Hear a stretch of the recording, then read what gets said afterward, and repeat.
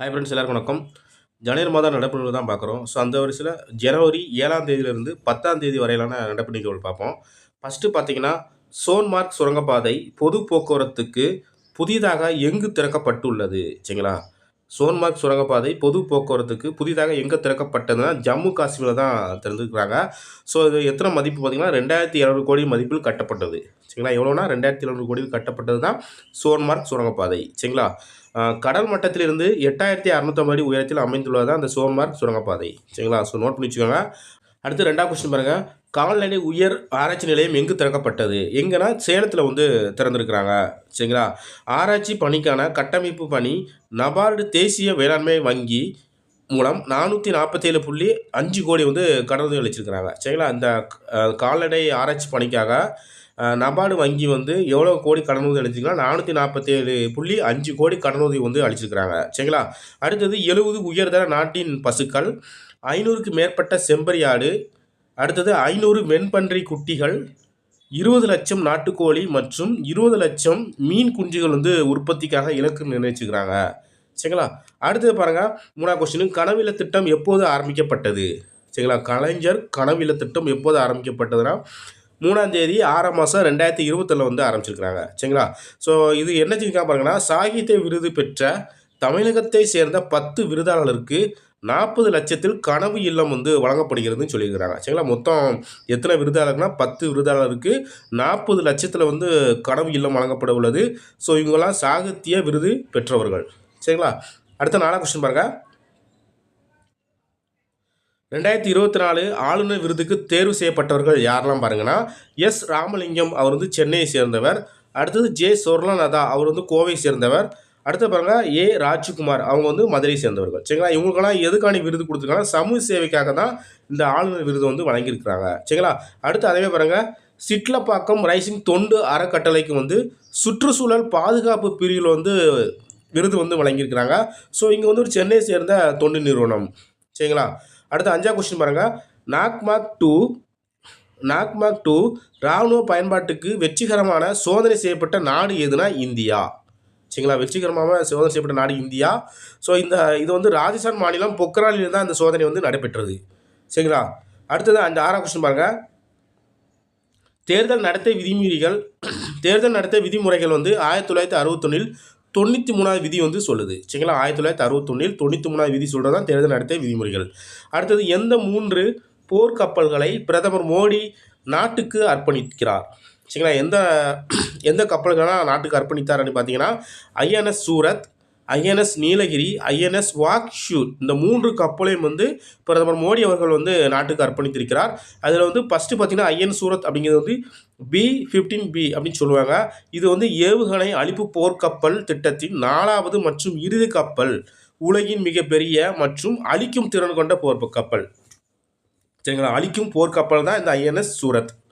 சரிங்களா? அழிப்பு போர்க்கப்பல்னாலே ஐஎன்எஸ் சூரத் அப்படின்னு வச்சுக்கோங்க. அடுத்தது பார்த்தீங்கன்னா B-17A அப்படிங்கிறது வந்து ஐஎன்எஸ் நீலகிரி போர்க்கப்பல். சரிங்களா? B-17Aனா ஐஎன்எஸ் நீலகிரி போர்க்கப்பல். அடுத்தது வந்து B-75 அப்படிங்கிறது என்னென்னா ஐஎன்எஸ் வாக்ஷூர். சரிங்களா? அதனுடையது. இது வந்து ஸ்கார்பியன் திட்டத்தின் இறுதி நீர்மூழ்கி கப்பல் தான் இந்த ஐஎன்எஸ் வாக்ஷூருங்கிறது. சரிங்களா? B-75 அப்படின்னு ஞாபகம் வச்சுக்கோங்க. அடுத்ததாக 8வது கொஸ்டின் பாருங்கள். இந்திய விண்வெளி ஆராய்ச்சி நிறுவனத்தின் 11வது தலைவராக நியமிக்கப்பட்டவர் யார்? சரிங்களா? இந்திய விண்வெளி ஆராய்ச்சி நிறுவனத்தின் 11வது தலைவராக நியமிக்கப்பட்டவர் யாருன்னா B நாராயணன். சரிங்களா? அதே மாதிரி பாருங்கள் 10வது தலைவர் யார்? 10வது தலைவர் யார் அப்படின்னு பார்த்தீங்கன்னா எஸ் சோம்நாத். சரிங்களா? 10வது தலைவர் யாருன்னா எஸ் சோம்நாத். NVS-02 ராக்கெட் ஏவும் பணி தீவிரமடையும் அப்படிங்கிறத சொல்லியிருக்கிறாங்க. அது மட்டும் இல்லாமல் இது GSLV லாஞ்சர் மூலமாக அனுப்பப்படும் அப்படிங்கிறத வந்து இதில் தெரிவித்திருக்கிறாங்க. அது மட்டும் இல்லாமல் அமெரிக்காவின் வர்த்தக செயற்கைக்கோளை இஸ்ரோவின் மார்க் 3 லாஞ்சர் மூலம் செலுத்தும் முயற்சி தீவிரப்படுத்தப்படும் அப்படிங்கிறத வந்து புதுசாக வந்து தலைவர் சொல்லியிருக்கிறாரு. சரிங்களா? அது மட்டும் இல்லாமல் சந்திரயான் 4 திட்டத்தின் மூலம் நிலவில் கனிமங்களை சேகரித்து வரும் முயற்சி மேற்கொள்ளப்படும் அப்படின்னு சொல்லியிருக்கிறாங்க. சரிங்களா? ஸோ அந்த சந்திரயான் 4 திட்டம் என்னென்னா அப்படின்னு பார்த்தீங்கன்னா நிலவில் கனிமங்களை சேகரித்து வருவதற்கான திட்டம் தான் சந்திரயான் 4 திட்டம். சரிங்களா? அடுத்தது இந்தியாவுக்கென்று விண்வெளி நிலையம் அமைக்கும் முதற்கட்ட பணி எப்போ தொடங்க ஒப்புதல் அளிக்கப்பட்டுள்ள 2022 வந்து தொடங்குறதுக்கான ஒப்புதல் வந்து அளிக்கப்பட்டுள்ளதாக வந்து சொல்லியிருக்கிறாங்க. சரிங்களா? அடுத்தது 9வது கொஸ்டின் பாருங்க. இந்திய தலைமை தேர்தல் ஆணையர் யாருன்னா ராஜீவ் குமார். இந்திய தலைமை தேர்தல் ஆணையர் ராஜீவ் குமார். அடுத்து 10வது கொஸ்டின் 2023ஆம் ஆண்டுக்கான தமிழ்த்தாய் விருது. சரிங்களா? 2023 ஆண்டுக்கான தமிழ்த்தாய் விருது யாருக்கு வழங்கியிருக்காங்கன்னா தென்காசி திருவள்ளுவர் கழகத்துக்கு வழங்கப்பட்டது. சரிங்களா? தென்காசி திருவள்ளுவர் கழகத்துக்கு வழங்கப்பட்டது தான் தமிழ்த்தாய் விருது. தென்காசி திருவள்ளுவர் கழகம் வந்து 1927 வந்து தொடங்கப்பட்டிருக்கிறாங்க. சரிங்களா? அதேமாரி தமிழ் வளர்ச்சித்துறை விருதுகளும் மொத்தம் 26 பேருக்கு வந்து வழங்கியிருக்கிறாங்க. சரிங்களா? அடுத்து பார்த்தீங்கன்னா விருதுகள் கொடுத்துருக்குறாங்க. என்னென்ன விருது யாருக்கும் பார்த்துக்கிடுவோம். அடுத்து ஃபஸ்ட்டு பாருங்கள், கபிலர் விருது. கபிலர் விருது யாருக்கு கொடுத்துருக்காங்கன்னா கவிஞர் முத்தரசன் அவருக்கு வந்து கொடுத்துருக்குறாங்க. சரிங்களா? ஸோ இதை எப்படி ஞாபகம் வச்சுக்கலான்னு பார்த்தீங்கன்னா புலவரில் மூத்தவர் கபிலர் அப்படின்னு ஞாபகம் வச்சுக்காங்க. புலவரில் மூத்தவர் யார்? கபிலர். அந்த மூத்தவர் வந்து முத்தரசன் அப்படின்னு ஞாபகம் வச்சுக்கோங்க. மூத்தவர்னா முத்தரசன். சரிங்களா? 2வது ஊவேசா விருது. சரிங்களா? ஊவேசா விருது யார் கொடுத்துருக்காங்கன்னா முனைவர் ராமநாதன் அவர்களுக்கு கொடுத்துருக்குறாங்க. இதில் வந்து ஊவேசாவோட ஃபுல் ஃபார்ம் என்ன பார்த்தீங்கன்னா உத்தமதானபுரம் வேங்கட சுப்பியின் மகன் யாருன்னா சாமிநாதன். அதை வந்து சாமிநாதன், இங்கே ராமநாதன், நாதன் அப்படின்னு ஞாபகம் வச்சுக்காங்க. சரிங்களா? உத்தமதானபுரம் வேங்கடரத்னத்தின் மகன் சாமிநாதன். சரிங்களா? சாமிநாதனா ராமநாதன் அப்படின்னு ஞாபகம் வச்சுக்கோங்க. அடுத்து கம்பர் விருது. சரிங்களா? கம்பர் விருது யாருக்கு கொடுத்துருக்காங்கன்னா முனைவர் மேப்பே சீனிவாசன் அவங்களுக்கு வந்து கொடுத்துருக்குறாங்க. சரிங்களா? மேப்பே சீனிவாசனுக்கு வந்து வழங்கியிருக்கிறாங்க. இது கம்பர் அப்படிங்கிறது கரும்புன்னு ஞாபகம் வச்சுக்கோங்க. சரிங்களா? கரும்புல வந்து என்ன எடுக்கிறாங்க? சீனி எடுக்கிறாங்க. அப்போ கம்பர்னா சீனிவாசன். சரிங்களா? அப்படின்னு ஞாபகம் வச்சுக்கோங்க. அடுத்தது சொல்லில் செல்வர் விருது யார் கொடுத்துருக்காங்கன்னா முனைவர் ஈசா பர்வின் சுல்தானா. சொல்லில் செல்வர் விருது யார்? பர்வின் சுல்தானா அவருக்கு வந்து வழங்கியிருக்கிறாங்க. இதில் வந்து செல்வர் வந்து செல்வம் அப்படின்னு ஞாபகம் வச்சுக்கோங்க. செல்வம் மட்டும் யார்கிட்ட அதிகமாக ஃபஸ்ட்டு இருந்ததுன்னா சுல்தான் அவங்ககிட்ட தான் செல்வம் அதிகமாக கொட்டி கிடந்தது அப்படின்னு ஞாபகம் வச்சுக்கோங்க. அடுத்தது உமரு புலவர் விருது. இதுக்கு யார் கொடுத்துருக்காங்கன்னா தா சையது காதர் ஹுசைன் அவங்களுக்கு வந்து கொடுத்துருக்குறாங்க. இது எப்படி ஞாபகம் வச்சுக்கணும்னா உமரு புலவர் வந்து உருமுதல் அப்படின்னு ஞாபகம் வச்சுக்கோங்க. புலி வந்து உருமுறது வந்து எப்படி கேட்கும்? காதில் கேட்கும். இது காதல் அப்படிங்கிறது காதர் அப்படின்னு ஞாபகம் வச்சுக்கோங்க. உருமுதல் வந்து உமரு புலவர் விருது காதர் ஹுசைன் அப்படின்னு ஞாபகம் வச்சுக்கோங்க. சரிங்களா? அடுத்தது 6 பாருங்க, ஜி போப் விருது. யார் கொடுத்துருக்காங்க? முனைவர் வே முருகன். சரிங்களா? போப்புனா போப்பாண்டவர் வச்சுக்கோங்க. முருகர்னா முருகப்பெருமாள் அப்படின்னு ஞாபகம் வச்சுக்கோங்க. சரிங்களா? அடுத்து 7வது கொஸ்டின் இளங்கோவடிகள் விருது. இளங்கோவடிகள் விருது வந்து செல்வராசு அப்படின்னு ஞாபகம் வச்சுக்கோங்க. சரிங்களா? இது வந்து எப்படி ஞாபகம் வச்சுக்கிறோம்னா இளங்கோவடிகள்லாம் இளவயது ராசு அப்படின்னு ஞாபகம் வச்சுக்கோங்க. இளவயது ராசு. இளங்கோவடிகள்லாம் இளவயது ராசு இளங்கோவடிகள் அப்படின்னு ஞாபகம் வச்சுக்கோங்க. அடுத்தது 8வது பாருங்க, அம்மா இலக்கிய விருது. அம்மானாலே யாருன்னா சரளா. சரிங்களா? அம்மா இலக்கிய விருது யாருன்னா அம்மானா சரளா அப்படிங்கிறது ஞாபகம் வச்சுக்கோங்க. அடுத்தது சிங்காரவேலர் விருது வந்து மு சுப்பிரமணி. சிங்காரவேலர், வேலர்னாலே அது முருகரை குறிக்க பேர் தான். சுப்பிரமணினாலும் முருகரோட பேர் தான். அப்படிங்கிறத வேலர் சுப்பிரமணி ரெண்டும் ஒன்று தான், ஈஸியாக ஞாபகம் வச்சுக்கலாம். அடுத்தது அயோத்திதாசர் பண்டித விருது. சரிங்களா? இது யாருன்னா மு சச்சிதானந்தம். சரிங்களா? மு சச்சிதானந்தம் அவங்களுக்கு வழங்கியிருக்கிறாங்க. இதில் வந்து அயோத்தி ஊருக்கு போனால் நம்ம ஆனந்தமாக இருக்கலாம் அப்படின்னு ஞாபகம் வச்சுக்கோங்க. அயோத்தி ஊருக்கு போனால் ஆனந்தமாக இருக்கலாம். ஆனந்தம்னா சச்சிதானந்தம் அப்படின்னு ஞாபகம் வச்சுக்கோங்க. அடுத்தது மறைமலை அடிகள் விருது. இது வந்து புலவர் ராமலிங்கம் அவங்களுக்கு வழங்கியிருக்கிறாங்க. இதில் வந்து எப்படி ஞாபகம் வச்சுக்கணும்னா மலை ஞாபகம் வச்சுக்கோங்க, லிங்கம் ஞாபகம் வச்சுக்கோங்க. மலையிலேருந்து தான் லிங்கம் எடுத்துகிட்டு வந்தாங்க. சரிங்களா? மறைமலை ராமலிங்கம் அப்படின்னு ஞாபகம் வச்சுக்கோங்க. அடுத்தது பாருங்கள், வள்ளலார் விருது யாருக்குன்னா அருள் செல்விக்கு வழங்கியிருக்கிறாங்க. சரிங்களா? இது ஃபஸ்ட் லெட்டர் வல், இங்கே செல் அப்படின்னு ஞாபகம் வச்சுக்கோங்க. வல் செல், வள்ளலார் செல்வி, அருள் செல்வி அப்படின்னு ஞாபகம் வச்சுக்கோங்க. சரிங்களா? அடுத்தது 13 காரைக்கால் அம்மையார் விருது யாருன்னா கி மஞ்சுளா. சரிங்களா? இது வந்து எப்படின்னா மஞ்சக்கரை அப்படின்னு ஞாபகம் வச்சுக்கோங்க. இதுனா மஞ்சக்கரை, மஞ்சக்கரைன்னு ஞாபகம் வச்சுக்கோங்க. கரை வந்து காரைக்கால், மஞ்சள் வந்து மஞ்சுளா அப்படின்னு ஞாபகம் வச்சுக்கோங்க. சரிங்களா? அடுத்து 14வது விருது பாருங்கள், முதலமைச்சர் கணினி தமிழ் விருது. இது யார் வாங்கியிருக்காங்கன்னா ரா அகிலன் அவங்களுக்கு. சரிங்களா? அகிலத்தை ஆள்வது எதுனா கணினி. சரிங்களா? அகிலத்தை ஆள்வது கணினி. அப்போ கணினி தமிழ் விருதுனா அகிலன் அப்படின்னு ஞாபகம் வச்சுக்கோங்க. ஸோ ஒரு தடவைக்கு 2 டைம் ரீட் பண்ணிங்கன்னா ஈஸியாக ஞாபகம் வந்துடும். சரிங்களா? அடுத்தது 16 கொஸ்டின் பாருங்கள், தமிழக அரசு சார்பில் வழங்கப்படும் பெருந்தலைவர் காமராஜர் விருது தேர்வு செய்யப்பட்டவர் யார்? சரிங்களா? பெருந்தலைவர் காமராஜர் விருதுக்கு தேர்வு செய்யப்பட்டவர் யாருன்னா கேவி தங்கபாலு. சரிங்களா? யாருன்னா கேவி தங்கபாலு. இந்த விருது வந்து பார்த்திங்கன்னா 2006ஆம் ஆண்டிலிருந்து காமராஜர் விருது வந்து வழங்கப்பட்டு வருகிறது. சரிங்களா? ஸோ இது வரைக்கும் ஒரு 18 நபர்களுக்கு வந்து இந்த விருது வந்து வழங்கியிருக்கிறாங்க. சரிங்களா? அடுத்து 12ஆம் கொஸ்டின் பாருங்க. 2025ஆம் ஆண்டின் குடியரசு தினத்தின் சிறப்பு விருந்தினர் யார் அப்படின்னு பார்த்தீங்கன்னா, இந்தோனேசியாவோட அதிபர் யாருன்னா சிபியாண்டோ. சிபியாண்டோ அவங்க தான் குடியரசு தினத்தோட சிறப்பு விருந்தினராக வந்து கலந்துக்க இருக்கிறாங்க. அவங்க வந்து இந்தோனேசியாவோட அதிபர். சரிங்களா? அடுத்தது 13ஆம் கொஸ்டின் பாருங்க. சமீபத்தில் பிரிக்ஸ் அமைப்பின் முழு நேர 10வது உறுப்பினராக இணைந்த நாடு எது? 10வது உறுப்பினராக இணைந்த நாடு எதுனா இந்தோனேசியா. சரிங்களா? பிரிக்ஸ் முதல் மாநாடு எங்கே நடைபெற்றதுன்னா 2009 ஜூன் 16 வந்து நடைபெற்றது. 2009 ஜூன் 16 தான் பிரிக்ஸ் முதல் மாநாடு வந்து நடைபெற்றிருக்கு. சரிங்களா? அடுத்தது பிரிக்ஸ் தோற்றம் எப்போனா 2010 டிசம்பர் 24. சரிங்களா? என்ன பார்த்தீங்கன்னா பிரிக்ஸ் BRICSன்னு சொல்லுவாங்க.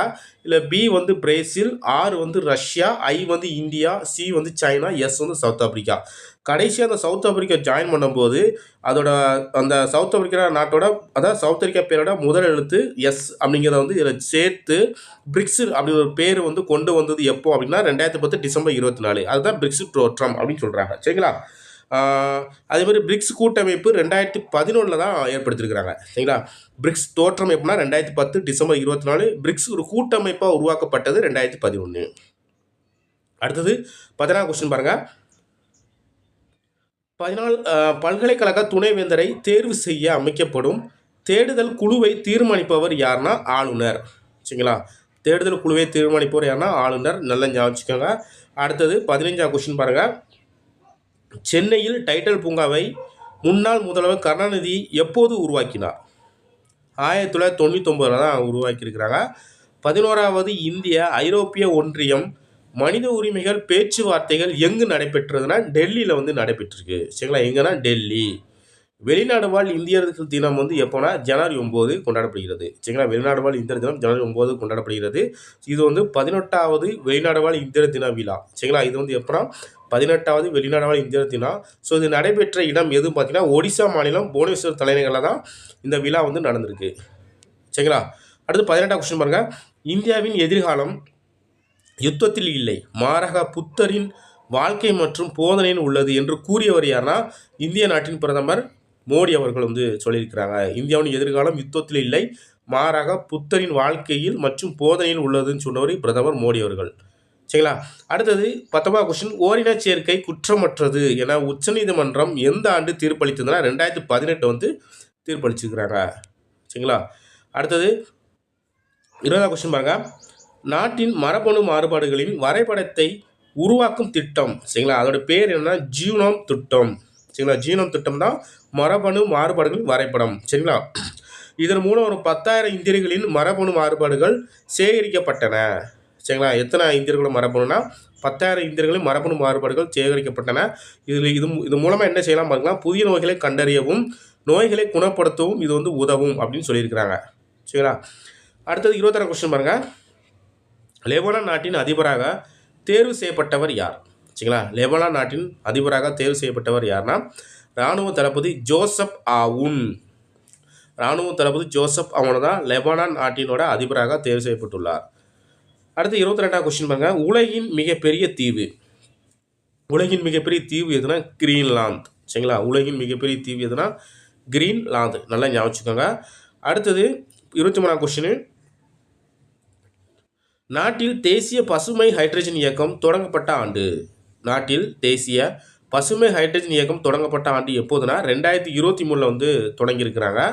2030ஆம் ஆண்டுக்குள் 50 லட்சம் மெட்ரிக் டன் பசுமை ஹைட்ரஜன் ஆண்டுதோறும் உற்பத்தி செய்வதே அரசின் நோக்கம் அப்படின்னு சொல்லியிருக்கிறாங்க. சரிங்களா? 50 லட்சம் மெட்ரிக் டன் பசுமை ஹைட்ரஜன் வந்து ஒவ்வொரு ஆண்டுதோறும் உற்பத்தி செய்யணும் அப்படிங்கிறதா அந்த அரசோட நோக்கம் அப்படின்னு சொல்லியிருக்கிறாங்க. ஸோ இதற்காக நாட்டில் வந்து 2 பசுமை ஹைட்ரஜன் மையம் அமைக்கப்படும் அப்படின்னு சொல்லியிருக்கிறாங்க. சரிங்களா? அது மட்டும் இல்லாமல் 2047ஆம் ஆண்டுக்குள் $2.5 ட்ரில்லியன் பொருளாதாரமாக மாறுவதற்கு ஆந்திரா வந்து இலக்கு நிர்ணயிச்சிருக்கு அப்படின்னு சொல்லியிருக்கிறாங்க. சரிங்களா? ஸோ இதெல்லாம் எப்போனா ஆந்திராவுக்கு வந்து பிரதமர் மோடி அவர்கள் வந்து பயணம் செஞ்சுருக்கிறாங்க. ஸோ அப்போ தான் இது ரிலேட்டடாக வந்து செய்தி வந்து வெளியிட்டிருக்கிறாங்க. சரிங்களா? அடுத்தது 24ஆம் கொஸ்டின் பாருங்க.